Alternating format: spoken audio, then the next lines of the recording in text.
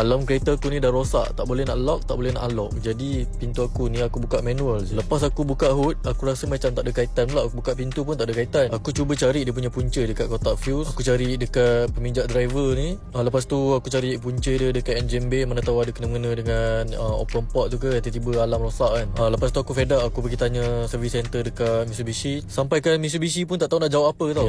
Rupanya aku kena tukar alarm yang baru, supaya aku dah tak pening dah fikir masalah tadi. Ini dia punya function dekat alarm ni. Korang baca sendiri and tengok. Aku pun tak tahu English sangat ni. Nasib baiklah ada kedai Soundsonic dekat puncak alarm ni dapat bantu aku ni. Kalau korang nak tukar juga alarm ni, benda ni sekejap je. Sebab benda ni PMP, jadi benda ni tak ada custom, tak ada apa. Selesai sekejap je. Ini dia punya hasil selepas siap. Kau tengok aku payung lock, and lepas tu aku unlock, baru belanja. Lepas ni aku rasa aku nak buka tutup kereta aku. Yang ni aku belanja angle daripada tepi pula. Aku tekan lock, aku tekan unlock, aku tekan lock, aku tekan unlock. Yang ni aku belanja angle jauh pula. Aku tekan lock, aku tekan unlock, ulang balik benda yang sama sampai kau bosan. Mainlah benda ni sampai kau bosan. So kalau kereta korang alarm rosak, korang nak buat alarm kereta macam ni, korang boleh datang dekat Soundsonic yang berada di puncak alam.